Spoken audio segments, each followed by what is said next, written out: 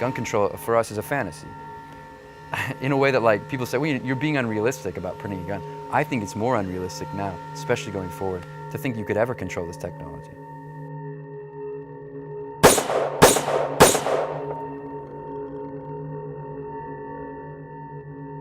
"2012 was a bloody year in America, one that saw 16 mass shootings in 15 different states.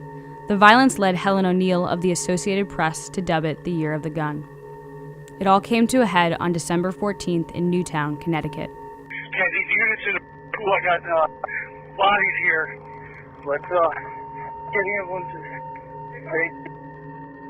That morning, 20-year-old Adam Lanza entered Sandy Hook Elementary and killed 20 children and 6 adults before taking his own life. In the hard days to come, that community needs us to be at our best as Americans, and I will do everything in my power as president to help. In the wake of the tragedy, President Obama announced 23 executive actions meant to curb gun violence. Included were universal background checks, as well as bans on assault weapons and high-capacity magazines. The only thing that stops a bad guy with a gun is a good guy with a gun. In defiance, the NRA and other pro-gun activists stepped up campaigns that directly oppose any new gun control regulations. In the midst of this political firestorm is Cody R. Wilson, a 25-year-old graduate student and self-described crypto-anarchist. Cody is trying to put an end to the gun control debate with 3D printing. As one of the key figures in the Wiki Weapon movement, his goal is to produce and publish a file for a completely 3D printed firearm, one that anyone can download and then create with the right tools. He does this under the banner of his Austin, Texas-based company, Defense Distributed. 3D printing, or additive manufacturing, works like this. A computer-aided design, or CAD file, is created. That file is then sent to a 3D printer. The printer then builds the object in the CAD file by starting at the base and applying a series of layers. At the end of the process, a 3D printed item is born. So how will the ability to self-manufacture untraceable firearms affect the gun control debate? Motherboard traveled to Austin to get Cody Wilson's perspective.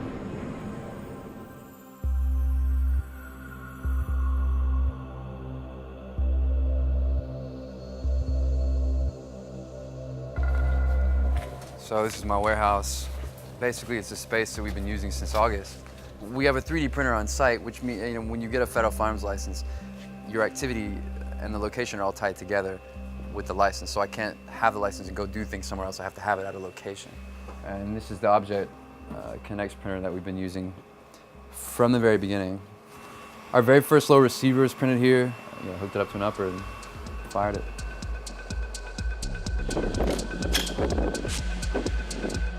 So the project begins and no one will listen to you. Okay, so this is testing the printed lower with an AR-57 upper. You fight just to be heard.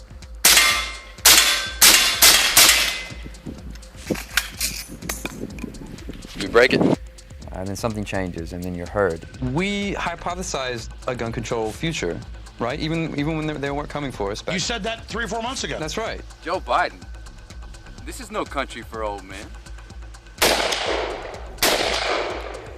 We really don't think it's a stunt, man. I think the state's now making it easier for us to prove this point, whatever this permanent assault weapon ban is going to be. How's that national conversation going? Is this guy a hero or a villain?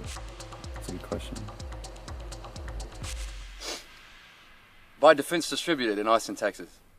My partner, Ben Denio, the guy who basically came up with the idea with me, we were on the phone and Ben was like, we could be like arms manufacturers. That'd be cool, right? And like, what about 3D printing, And at that point, we weren't aware that anyone had done it or was trying to. And I said, if we could print a gun, other people could do this. Like, what if we gave it away, open source style? What would that mean?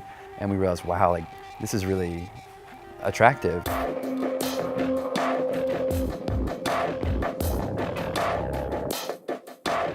You begin with the file.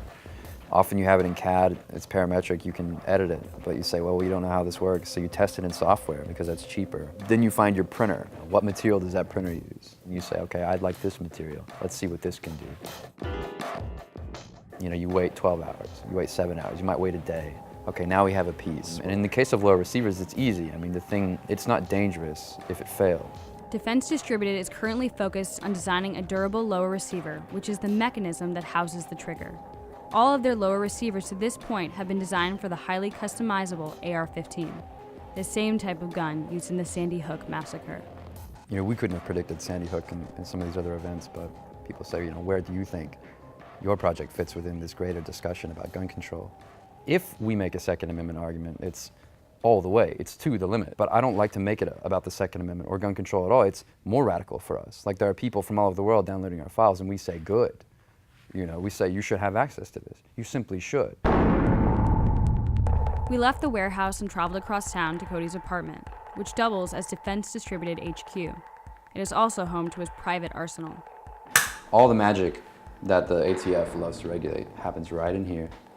So this is the firearm in commerce. None of this is serialized. You know, you can order this right through the mail. You know, if you're 12 years old, you can buy it online. You know, which I think is a thing of beauty. I like fitting the clear piece to it because you can kind of see everything inside. The only problem that this piece has is it just simply can't take some of the recoil forces. And I think we can fix that.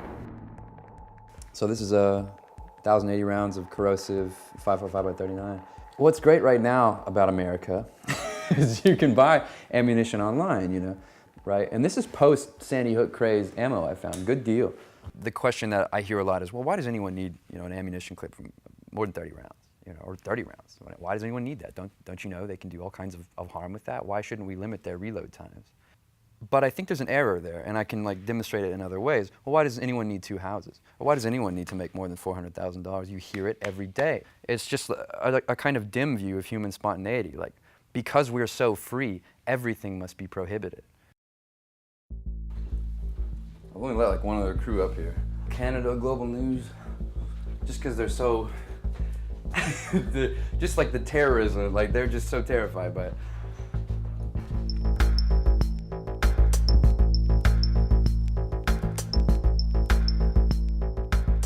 For historical purposes, right, this is a pre-band semi-auto. This is what it used to look like, kids. But if I could do it over, if I knew that there'd be a band coming, I'd get into the AR, because I mean, you're never gonna find 5.45 laying around. This is like version 3 of our lower, and in fact, our first really successful like step from our first test. And so this was our first piece that could take us to like 100 rounds.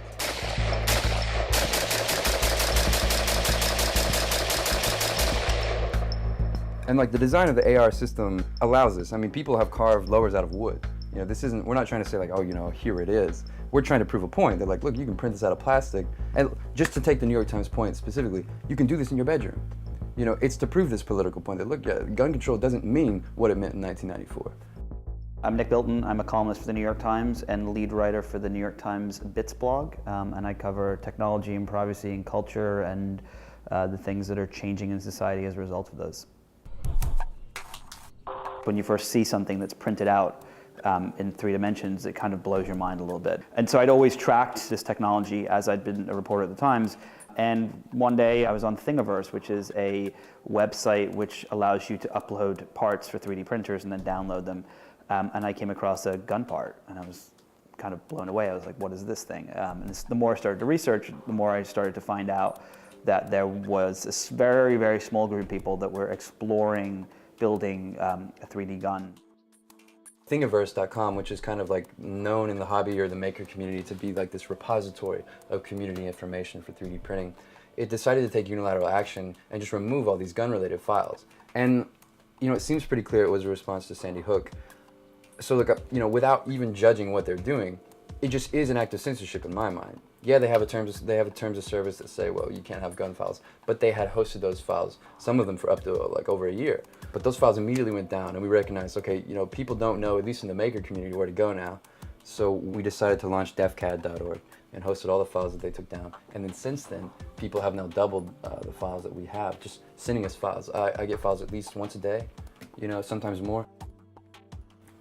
Oh, cool, the Blaze article's out. People rushing to download online blueprints. So it's like, you know, and this will only reinforce what's going on. So it's a piece about our site, defcad, talking more or less about how, you know, there's a virtual rush on, oh yeah, I posted this list of all the government visitors to our site. Okay, there's not like strong sharing or anything on it yet, but Cody Wilson had been featured in Wired, I believe, and then he'd also kind of made the news as his 3D printer had been taken away after he'd put a video online explaining what he was going to do. On September 26, 2012, Cody was notified that the 3D printer he had recently began leasing was being repossessed. The manufacturer's reasoning? Cody's lack of a federal firearms license and his public statements regarding the intended use for the printer. Well, so these boxes are the Uprint SE Plus printer. This is as far as I had gotten. So just wanted to tell you guys why you were taking this? No. Okay, they didn't say anything about it. So for the record, I was trying to print guns with that printer. And they took it away because I was trying to print guns with it. Just to let you know.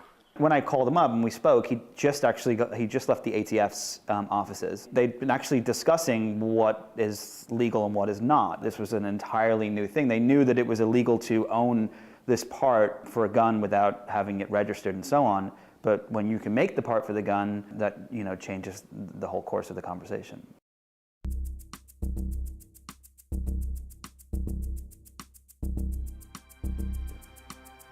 okay, that's the best way to talk about it. This whole piece, begins from an Aegis file that can be CNC milled into like a metal receiver. It's just not built for being in plastic. So when we had fired our first one, we noticed a lot of give in the back of the piece. It was bouncing, it was flexing, and then the recoil of the gun tore right through this buffer tower. So we doubled the thickness all the way around. And we thought, even marginally, that improves the strength, especially in the Odjet material we were using. I'm kind of out here with only 2 or 3 people helping in Austin. We concentrate our efforts on lowers, and like I'm just now starting with magazines. And in fact, the whole operation has pivoted. I've got 4 or 5 guys, really all the people that I know are talented in SolidWorks, working on high capacity magazines. It proves the point much better than the lower receiver does. You can't ban a box and a spring. This is a Colt M16, a printed high capacity magazine.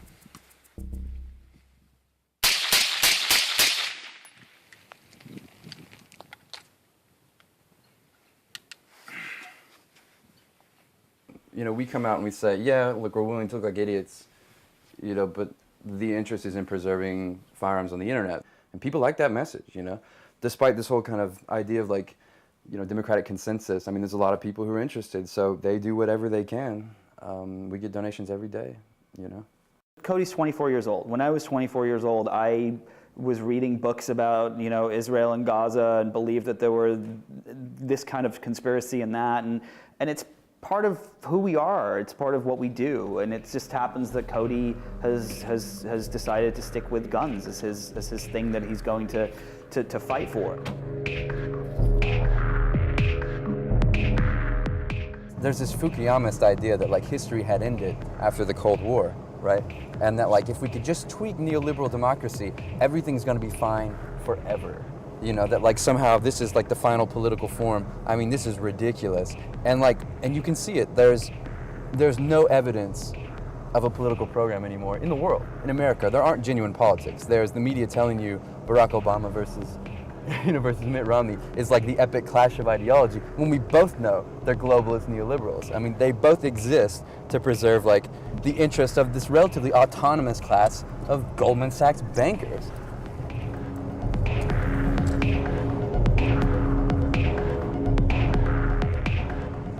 He believes that he's doing the right thing and that he is kind of perpetuating this kind of technology and looking at what it will be.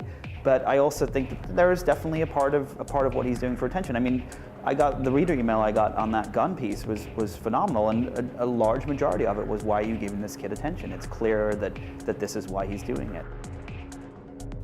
I don't remember a lot about my exchange with Nick, but it was very matter of fact. He was why? I was we believe it's worth doing. The piece disappointed me a little bit. He's now felons and children and the insane, okay, blah, blah, blah, and this man wants children to have guns. I was all right, fine, take the easy road, fine, but at least he was saying, it's intentionally disruptive. That's true. The New York Times reporter sensationalizing something? No, I'm just kidding. No, what's really interesting is, so as someone who's been covering 3D printers since they were essentially becoming into the mainstream a little bit, right? I have seen that the people that are interested in them are teenagers. And so my thought when I heard about what Cody was up to was the fact that the first people that are probably going to use these are going to be kids. The reality is he could be the canary in the coal mine that is showing us what the future may be. Right. So we're at one of the service bureaus that helps us out, basically one of our printers north of Austin. We come here to prototype a lot of our designs. This one's good because, well, this particular printer is good because we can hop on this almost anytime we want. The volume of the machine is such that we can just kind of come in as with other pieces that are being printed.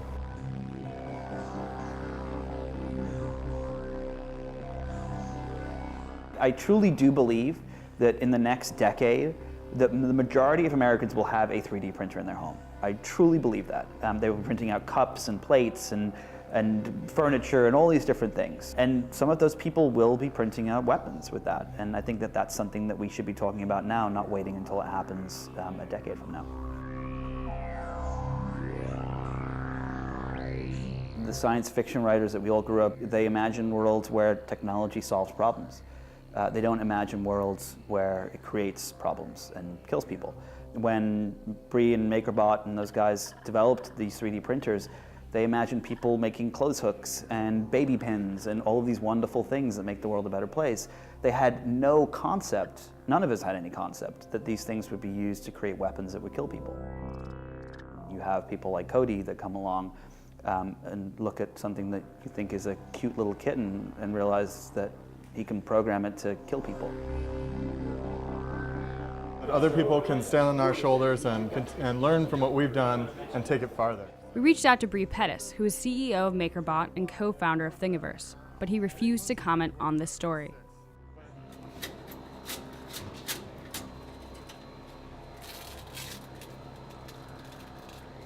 Like removing Velcro. Technology always moves quicker than the law. So, you know, it was 6 years before Facebook was actually held accountable for all the privacy things that they'd done by the FTC, right? 6 years and 1 billion users before the FTC actually caught up to the things that they'd done. And this is happening now with 3D printers and guns. I've read a lot of the criticisms, the back and forth in the maker community and the tech community about, well, you know, 3D printing is like desktop printing. You know, no, it's not. It's nothing like it at all, and it's not going to be the same. And you know, who can know? I do see how there's materials like carbon morph coming out. There's complex materials coming out, even for cheap printers, in unexpected ways. And I think if complex materials can keep being developed for 3D printing, it is going to be what some people are saying about it, a real step forward. Some people are willing to run all the way with it. Maybe we're some of them. We're like, you know, oh, whole guns, you know. But it's a vision of something, you know. Thank you, man. That's good. So here's the piece we picked up. So this is like, I think revision, was it 3? Do you remember the file? Yeah. It's stained and everything. Yep, this is a black coating on it, so. That's badass. It's not threaded? Yeah. No. We got this. I got my tap wrench to work finally after the other day.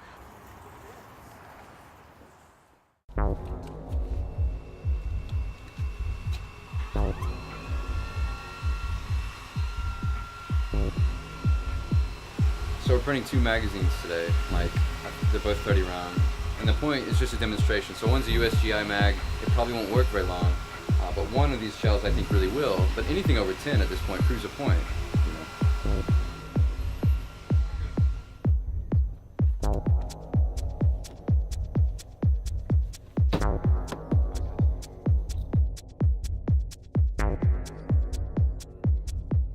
The only things recognized and like promulgated in this culture are like kinds of irreversible things, you know, progress, growth. To have a symbolic gift like the printable gun does so much ideological damage and violence to these ideas. You hear these progressives talk all the time about the wrong side of history, like somehow we're going to get to some result and it's all going to be whole and good, and we say no, here's an element of reversibility and there's nothing you can do about it. It's like the intelligence and transparency of evil itself. It can't be ignored. A supporter of Defense Distributed joined us for the field test. He asked that we not use his real name. Hey, you know, Feinstein's bill, right, would regulate semi-autos harsher than fully automatic weapons. Wow. If it was to be passed today as it was proposed. You think it's all right? I see that hammer spring in there on the right. firearms are so demonized as something that's going to hurt somebody, but what a firearm actually is a tool, and it depends on how you would like to utilize it. And you can't really ban something based upon the individual intent. With all these mass killings going on, it was their intent to do that. If they really wanted to do it, they wouldn't need a firearm. They would do whatever it takes to do what they want to do. Don't tell me we're gonna get all the way out here and this isn't gonna work. But we'll make it work. Well, we're gonna need like a hammer.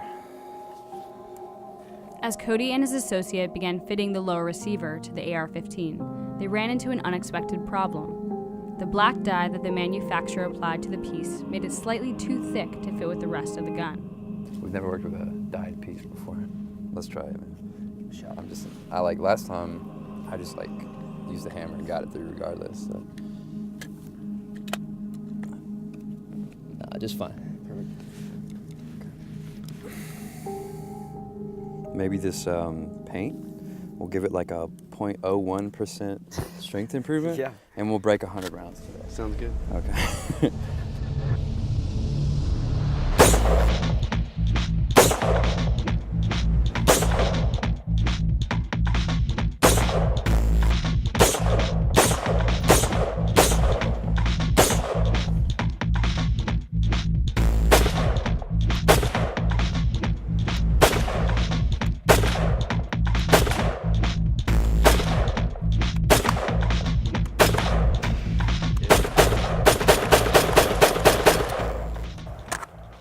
Empty? Done. Oh, we broke it? Okay. I thought it'd do well. How many rounds was that? Well, I've got a mag. You know, just pattern. At this point, you know, this is like what, Gen 3. I mean, we know how this one's gonna break, so it's just like we told you, right through the... 27 rounds. We know that we're already in a better place in this. But I'm happy to demonstrate 30 rounds for you today, you know? Definitely.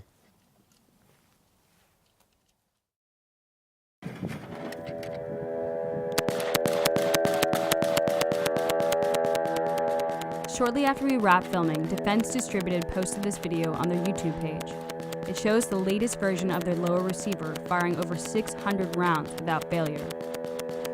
When we reached out to the ATF for a comment on this story, a representative told us that there are currently no restrictions on an individual manufacturing firearms for personal use. They then directed us towards their FAQ.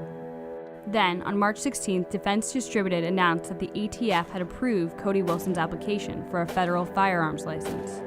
Cody is now able to sell the 3D printed lower receivers, but he won't. I don't think we're utopians. I think the real utopia is the idea that we can go back to the 1990s and everything will be perfect forever.